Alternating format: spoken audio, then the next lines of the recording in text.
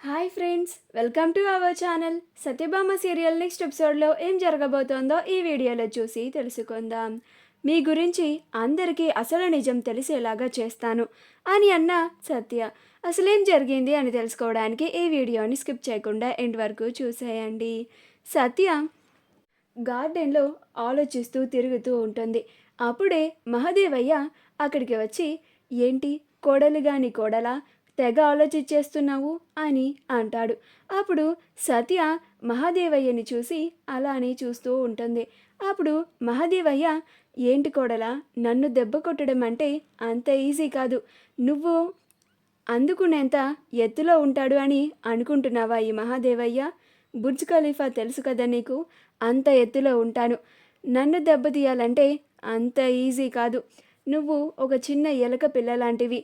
ఇక నుంచైనా నువ్వు నీ ఆటలన్నీ కట్టి పెట్టేసి చక్కగా నీ మొగుడితో కాపురం చేసుకో. ఇంట్లో ఏమన్నా పనులుంటే అవి చూసుకో.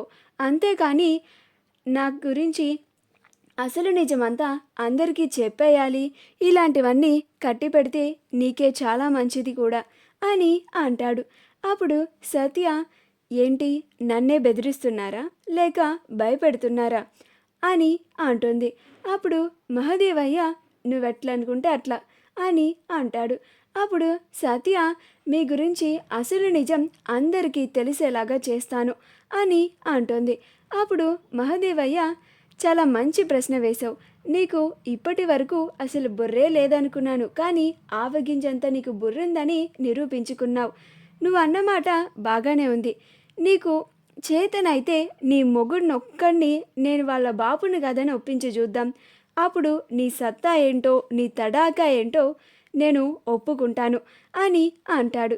అప్పుడు సత్య, క్రిష్ నేను చెప్తే ఆ మాటలు నమ్మడు అనే కదా మీ ధైర్యం. కాలం ఎప్పుడు ఒకేలా ఉండదు కదా మావయ్య గారు. తర్వాత నెమ్మదిగా క్రిష్ని నేనే మార్చి మీ అసలు రంగేంటో క్రిష్కి తెలిసేలాగా చేస్తాను. క్రిష్ కన్న తండ్రి ఎవరో తెలుసుకొని వాళ్ళిద్దరినీ కలుపుతాను. మీ నుంచి క్రిష్ని విడదీస్తాను. మీ స్వార్థం కోసం క్రిష్ని ఇప్పటి వరకు చాలా బాధ పెట్టారు అని అంటుంది. అప్పుడు మహాదేవయ్య, నేను బాధ పెట్టానా? వాణ్ణి చక్కగా ప్రేమగా ఎటువంటి లోటు లేకుండా చూసుకుంటున్నాను. నా కన్న కొడుకు కన్నా ఎక్కువ వాడికే ఎక్కువ ప్రేమ చూపిస్తున్నాను. వాడికే ఎక్కువ పదవులు వచ్చేలాగా చూస్తున్నాను. యూత్ లీడర్ పదవిని కూడా వాడికే ఇచ్చాను. వాడికి నువ్వంటే ఇష్టం అంటే నాకు ఇష్టం లేకపోయినా కానీ కుండ మార్పిడిని చేసి వాడికి నిన్నిచ్చి పెళ్లి చేశాను అని అంటాడు. అప్పుడు సత్య, మీరు అవన్నీ ఎందుకు చేశారో నాకు తెలుసు, మీకు తెలుసు మావయ్య గారు. మీరు మీ రాజకీయ లాభం కోసం, మీ స్వార్థం కోసం చేశారు అని నాకు తెలుసు అని అంటుంది. అప్పుడు మహాదేవయ్య, పర్లేదే, నేను చేస్తున్నవన్నీ బానే గుర్తుపడుతున్నావు, అన్నీ తెలుసుకుంటున్నావు అని అంటాడు. ఇంకొక విషయం, వాడు యాక్సిడెంట్లో చనిపోలేదు. నేనే లారీతో మనుషుల్ని పెట్టించి గుద్దించేశాను. అలా నీ వల్ల వాడి ప్రాణాలు గాలిలోకి మాయమైపోయాయి అని అంటాడు. అప్పుడు సత్య ఆశ్చర్యపోయి కంగారు పడిపోతూ ఉంటుంది.